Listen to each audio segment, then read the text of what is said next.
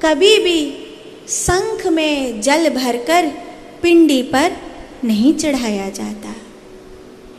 तुलसी का पत्ता भी पिंडी पर नहीं चढ़ाया जाता, क्योंकि शंखचूड़ ने पार्वती जी का अपराध किया है।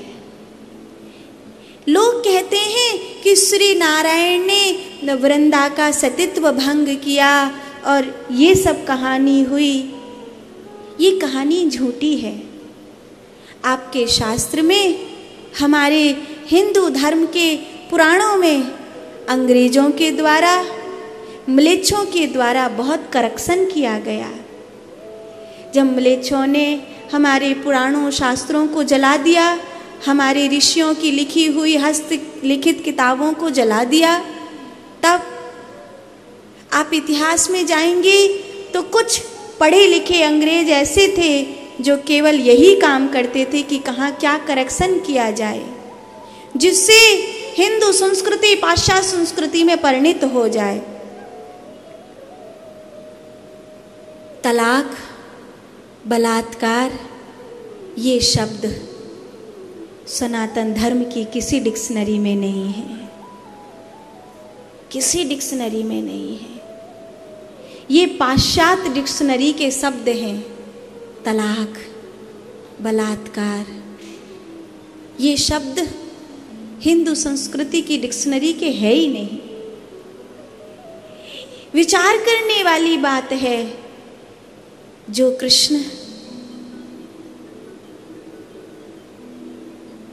द्रौपदी के चीर को बढ़ाते हैं, जो कृष्ण निर्वस्त्र नहा रही गोपियों के वस्त्रों को लौटाते हैं, जो कृष्ण अबला की रक्षा करने वाले हैं, जिन कृष्ण ने सबरी, मीरा, कुंती का साथ दिया है, वो कृष्ण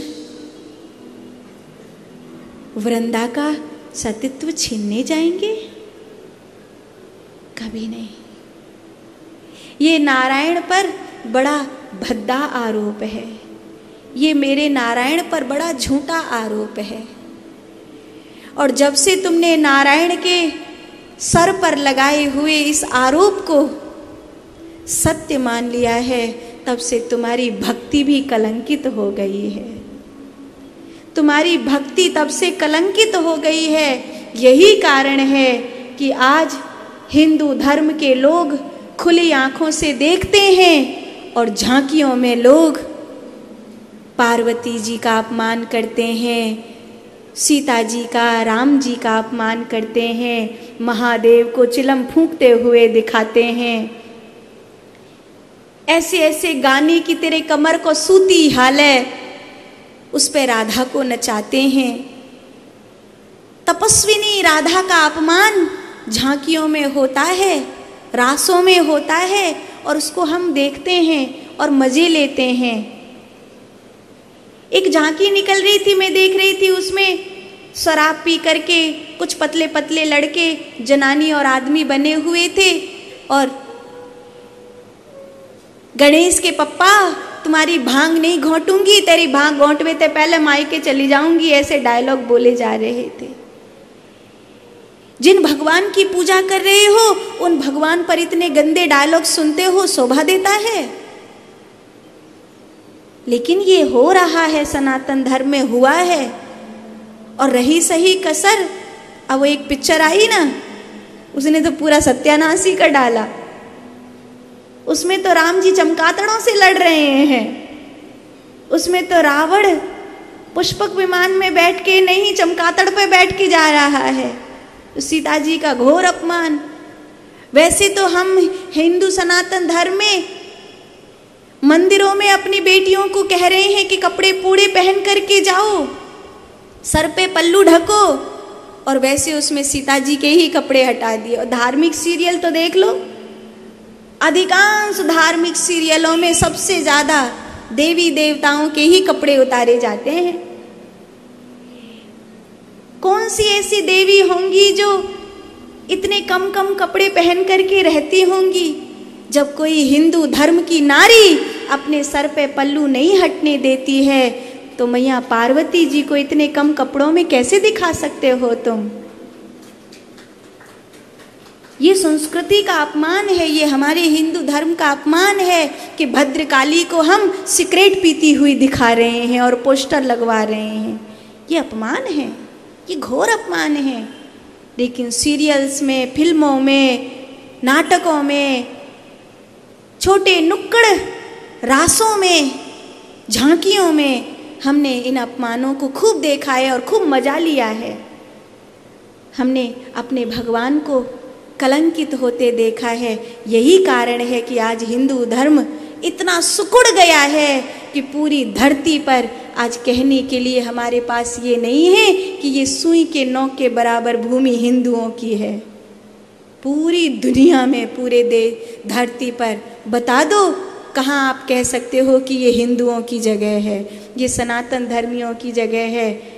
एक समय ऐसा था जब धरती को अजनाब खंड, भरत खंड के नाम से जाना जाता था, तब पूरी धरती सनातन धर्म की थी। ऐसा क्या अपराध हुआ हमसे कि सब छिन गया, सब छिन गया। और कहने के लिए आज एक देश भी हमारे पास नहीं है। पूरी दुनिया में 350-400 देश में एक देश भी नहीं है जो ये कहे कि ये हिंदुओं का देश है।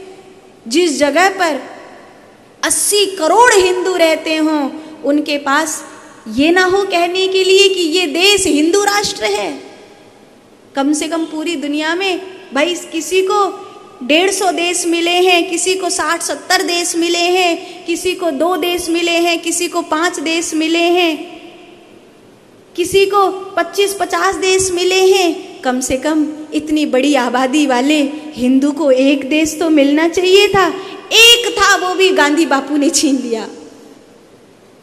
एक था, वो भी नहीं रहा, वो भी हमारे देश के महात्मा जी ने छीन लिया। ऐसे महात्मा आए हमारे देश में और उनकी औलादों ने पूरा सत्यानाश ही कर डाला। फिर आप जब कहीं पर कुछ कहने के लिए नहीं है, जब कहीं पर कुछ समझने के लिए नहीं है,